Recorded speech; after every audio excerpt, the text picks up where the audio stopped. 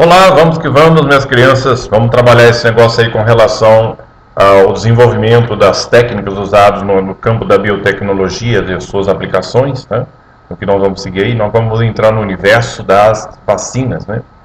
Quais são os fatores limitantes da vacina? A gente sabe da importância desse elemento, mas ela é um dos tratamentos que a gente tem de caráter preventivo que tem sérias limitações com relação ao uso dela.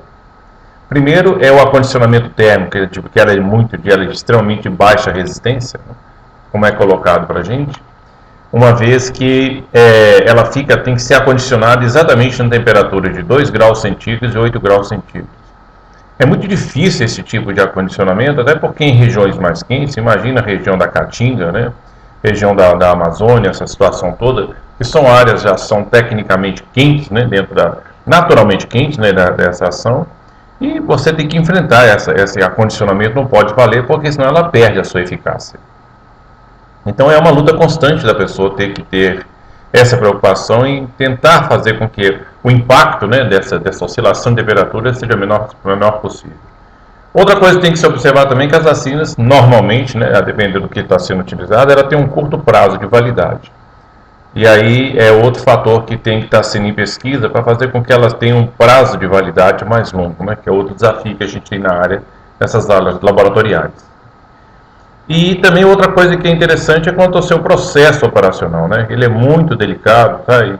E também é trabalhoso, né? E aí você tem muita coisa que pode haver falhas humanas, às vezes a pessoa não está nem aí, não observa as técnicas de acondicionamento, aquela coisa toda, então é a mesma coisa que está injetando água nas pessoas, não vai fazer nenhum trabalho, vamos assim dizer, de sensibilizar o organismo para que ele tenha a sua resistência, né, previamente estabelecida pelas vacinas, porque perde a sua eficácia. Então, se a pessoa não observar direitinho as técnicas de conservação dela, principalmente no controle de temperatura, que é vamos dizer assim, o ponto mais impactante que tem nas vacinas, o quadro é agravante nesse sentido. E aí surgem então as estratégias. Repare aqui do lado, um dos sonhos que o pessoal tenta na biotecnologia é tirar o gene de interesse, né, da situação de um patógeno humano, né, e esse gene de interesse, né, que é exatamente o ponto que vai fazer com que o organismo consiga enfrentar, né, a bactéria ou o vírus, que seja o protozoário invasor a partir desse gene. E aí ele consegue inserir isso num plasmídio, né? Existe o efeito de um vetor. Esse vetor, então, ele é instalado nos pedaços de folha original de uma planta. Esse material passa a ser incorporado com a planta e, por sua vez, no caso, ele se espalha pelo corpo dela, podendo até estar constituído num fruto, pode ser numa banana, né? É a situação que é um dos elementos que são bem consumidos.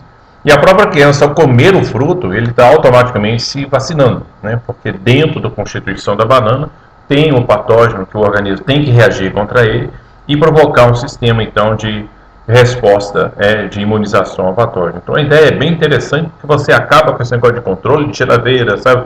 Você diminui os riscos, os custos ficam extremamente mais baratos, mais simples nessa situação. E a ideia que o Brasil tem é uma linha de pesquisa aí, né, da Fundação Nacional de Saúde, aí, junto com os Estados Unidos, né, no projeto Fiocruz, em que você tem o Brasil e os Estados Unidos que estudam fabricação de vacina utilizando essas folhas de fumo, né, chamadas folhas de tabaco, modificando contígios para a febre amarela, porque é o elemento, vamos dizer, que é expressivo no nosso país, além da febre amarela, né, que é disseminada pelo mosquito Aedes, né, ele ainda tem um problema da zika, da dengue e da chikungunya, né, são mais 3 vírus que esse mosquito, por enquanto, né, está diretamente relacionado como um vetor, né, porque ele é o que a gente chama de um vetor, né.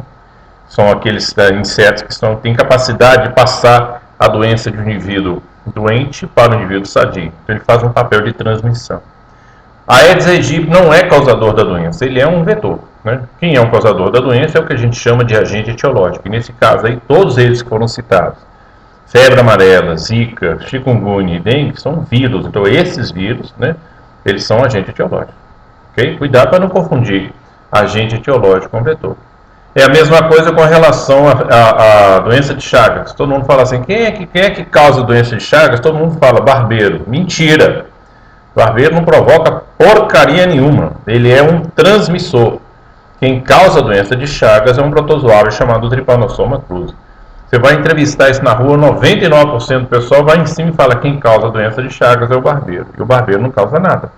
Ele apenas faz a ponte, né? Ele é o transmissor. Pega o protozoário do indivíduo doente e passa para o sadio através da sua picada. E a mesma coisa com os mosquitos. Entendeu aí? Então vamos completar rapidinho. Ó. Dentro dessas novas ideias trabalhadas para a obtenção de vacina, vamos lá. Ó. O acondicionamento faz com que a vacina seja de baixa resistência, seu prazo de validade torna-se mais curto. O processo operacional das vacinas, como disse, ele é muito delicado e trabalhoso e tem riscos de falhas humanas. E a pesquisa do Brasil com os Estados Unidos faz uso com relação às folhas de tabaco, né, para combater principalmente o vírus da febre amarela. Belezura aí? Dando mais um elemento interessante aí dos efeitos, né? Novas vacinas contra a febre amarela terá menos efeitos colaterais, né, nos indivíduos. Aí você utiliza a planta de tabaco, que é a Nicotiana bentamiana, né, o nomezinho danado, espécie de tabaco cultivado pelo meio de hidroponia, né, sendo controlado em laboratório, em cujas folhas são colocados os genes que codificam a principal proteína do vírus que causa a febre amarela. Né. Depois deve-se fazer uma extração disso, né, esse material deve passar por um processo de depuração, que deve ser bem mais barato nos laboratórios, e daí conseguir uma vacina mais pura, né, com menos efeitos colaterais. Tá? É isso aí. Com relação a novas técnicas que são utilizadas para você ter uma vacina mais eficaz, mais resistente, né, com mais resistência às temperaturas, e também de um modo de produção mais rápido e mais barato, já são vantagens que fazem brilhar, né, muito os olhos das pessoas que trabalham na área de laboratório em busca de um material mais prático e mais rentável. Ok? Vamos dar uma pausazinha aqui rapidinho, daqui a pouquinho a gente volta.